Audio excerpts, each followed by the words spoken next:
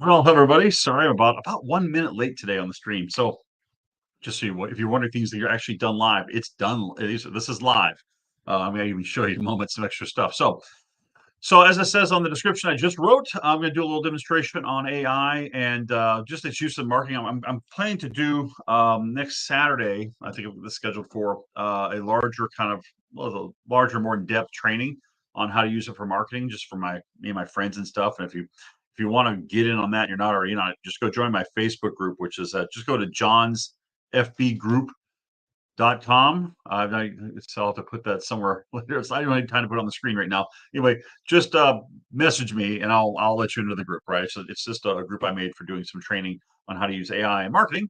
And hey, it's fun. And if you're watching this sometime after Saturday, don't worry, you didn't lose it. I'm going to leave it up for replay for anybody who wants to see it. And I'll probably do a whole bunch of other ones as well. But today, let me get on and show you some cool stuff. Just a little whiz bang, like, okay, well, gee, what can I do with this AI of which you speak? What is this thing, right? Well, it's time I'm going to show you. So if I can get this to present things properly, I will share my screen.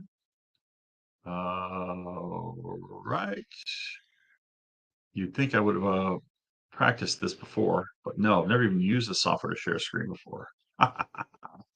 Going crazy. Hey, hopefully you can see that. All right, so let me first show you a couple. All right, so this is ChatGPT. All right, let me show you.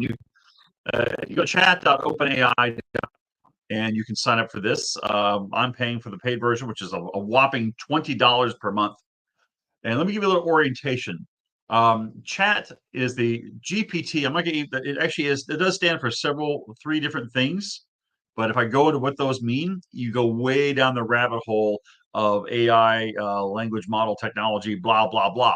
So just know that ChatGPT, as a phrase, is just a computer that has been programmed to emulate human chatting, talking, speaking, and understanding, right? By the way, this thing does not think. Do not let anybody give you the idea that it thinks. It is simply really good at pretending to think. All right. And we see here about things like ChatGPT 4, which you can see on the screen here. There were a ChatGPT 3.5. These are different versions, just like anything else. And the newer the version, the bigger the number, the better. Like they've got ChatGPT 4 Turbo just came out, which is like a half step between 4 and the next one, which will be ChatGPT 5. And at some point, they're going to call it Skynet and we'll all be done. Okay. But for now, it's a toy. So it's good.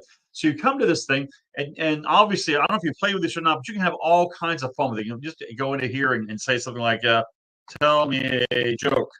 Okay, yeah, it's not good at humor. But you think, yeah, well, tell me a joke.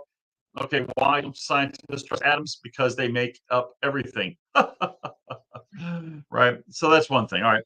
And you can also do cool little things. Well, like show me an atom. Now, if it says show me, it automatically wants to switch over to its part of its world where it actually generates an image. And right here, it's creating image. And it's going to pop. It's going to take longer than it should have because we're doing a live stream. And when you're on a live stream, everything takes longer. There we go. Now it makes me a little picture right there. I'll go on Atom, right? That's its idea. Now I could give it, say, maybe a cartoon version, maybe this, maybe that. That's where all these great pictures you're seeing on the internet coming from. Everybody's just suddenly got this on-demand artist. You just tell it what you want, and I can say, well, make it a helium atom, or make it a hydrogen atom, which only have one electron and all that stuff, right? So you can have all kinds of stuff, and that's just for a moment. I want to show you a way that I use it. I've got over here this. I'll get into on the training I do. I'll get into how you actually create this process I'm about to do. But just know I've trained ChatGPT to make it my own little assistant on one particular topic. And what I did is I took over here. I call this John's Marketing. Okay? So with case studies, three little things. So there's a little version of ChatGPT made just for me. It's as powerful as the regular ChatGPT, but it's only on one topic. And what I did is I fed this little version of GPT all of the marketing information I have on my clients. So I've got surveys I've done over the years. I've got research. I've got comments. I've got reviews. I put all that information and uploaded it to the machine here, to ChatGPT. And now that I've uploaded, I can now access it and ask it questions. So, for example, I might go over here and say, give me, well, you don't have to spell right. It's pretty good even with typos. Give me 10 blog topics my prospects would be compelled to read. So give me 10 blog topics my prospects would be compelled to read. So I hit that button and it takes, it's a few seconds and it says, okay, certainly here are 10 blog topics tailored for your prospects. inspired by the Customer Factory's marketing success stories. So now, based on our success stories and based on our unique information, it is now okay. The first one, revolutionizing patient engagement, maximizing ROI in healthcare. It's actually mentioning certain doctors who are in our success stories. The power of targeted advertising, right? So it's giving me these 10 ideas. And anytime I want, I can actually tell it to stop because it'll go on. It's going to go to all 10 real quick here.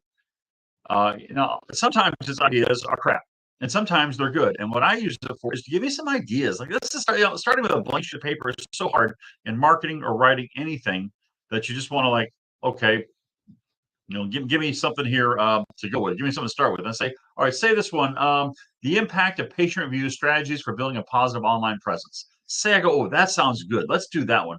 And I'll say, okay, on 7, give me an outline for a 500-word blog post, right? So it goes up number 7 up there, and it says, great. So we're going to start with number 7 up there on the impact of patient reviews.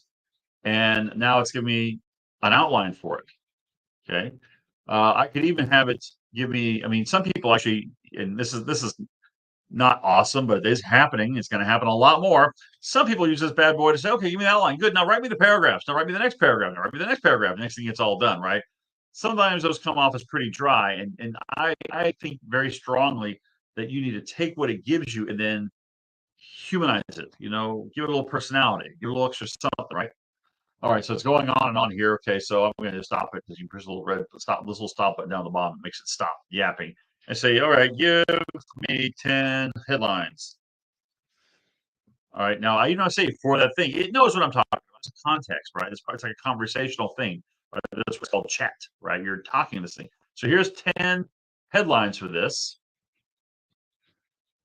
And I say, all right, pick the best one.